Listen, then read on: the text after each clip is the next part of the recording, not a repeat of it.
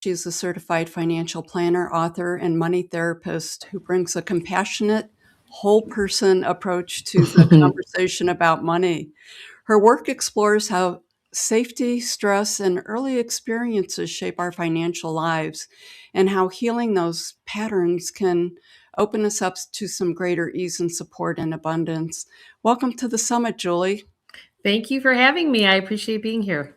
I'm glad to have you. It sounds like you had a little bit of a journey to make your way here, but that I did with negative 12 degrees in Chicago, and I'm shutting the schools down. There you go. I was like, you know what? I saw the emails and some different things, and I thought the universe clearly meant us to be together today. Right? And then it all got canceled. That was all scheduled. And I'm like, okay, it all works. There you go. So, Julie, when you look at people's relationships with money, how often do you see it really being about safety rather than the dollars? It's always about safety. 100% of the time, it's about safety. It's about if you don't feel safe, we either work things out or we act it out, and we do it through our money, our health, or our relationships. And when we don't feel grounded, that's what happens to us.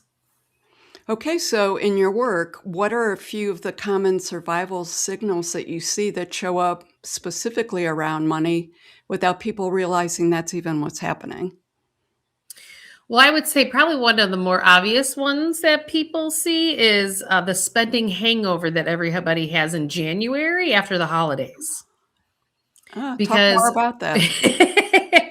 It's about the fact that, we get on that high for the holidays. People are happy, joyful, and giving, and then they spend. And then in January, they get the credit card bill.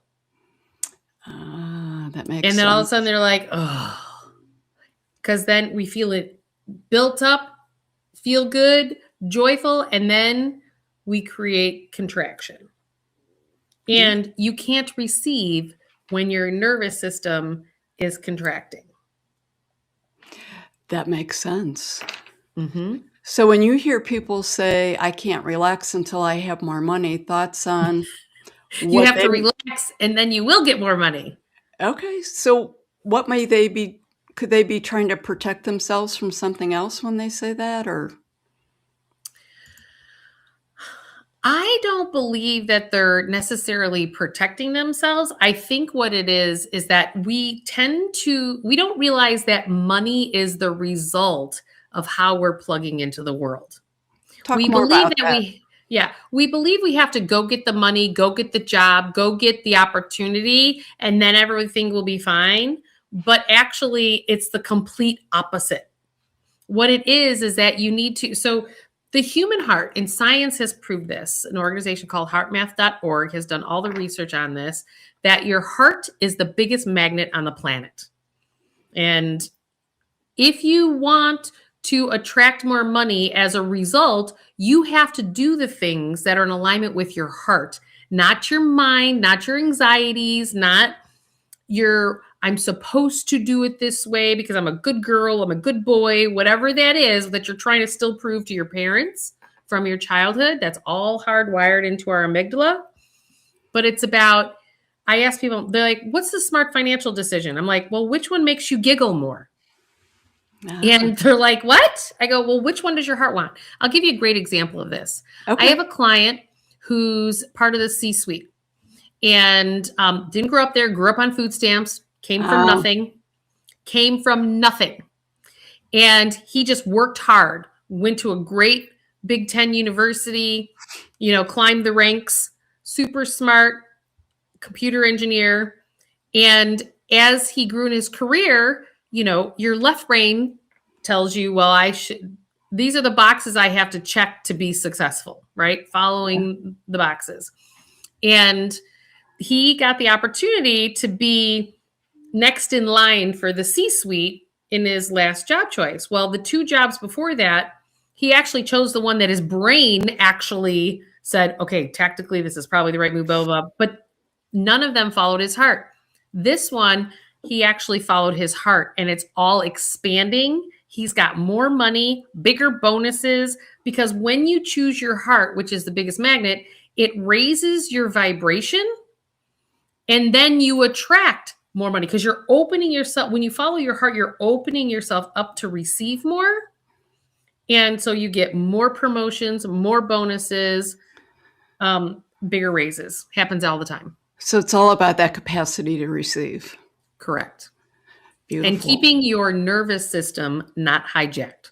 So if you're in a job where you have a boss who gives you anxieties, you need to get out of that job, because that's never going to give you the bonuses. It's never going to get you the pay raises, because your vibration is high anxiety. Okay, that makes sense. So that's one of the ways people could tell the difference between truly a practical financial concern versus being in a fear loop. Correct. Okay. Correct.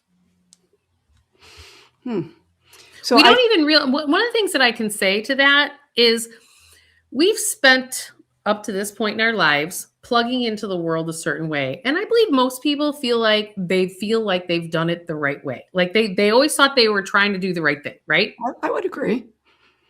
But what happens as we get older is we start to realize going, oh, I was plugging into the world based on my subconscious mind and my trauma or rejection from my childhood, as opposed to what my authentic self is.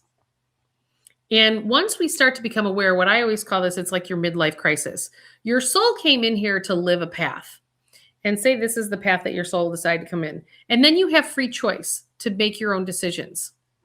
And let's just say that path and those decisions put you in this trajectory and it's not really aligned with your soul. The bigger the separation between those two is, the bigger health crisis or the bigger financial crisis or the bigger relationship crisis you actually call in, because your soul is going, get back in a line, because you're meant to get in a line with why your soul came to the planet in the first place.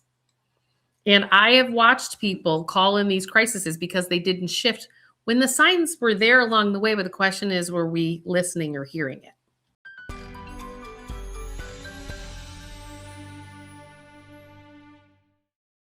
Do you want to experience free coaching based on my 25 plus years as being a financial planner, and ask me any question that you want to ask me to help you get past that hurdle in your financial world? I run these free workshops every other month to start to open you up, to start to help you get to this next place. The information for my free workshop, click the link below and register, and I'll see you on the next workshop.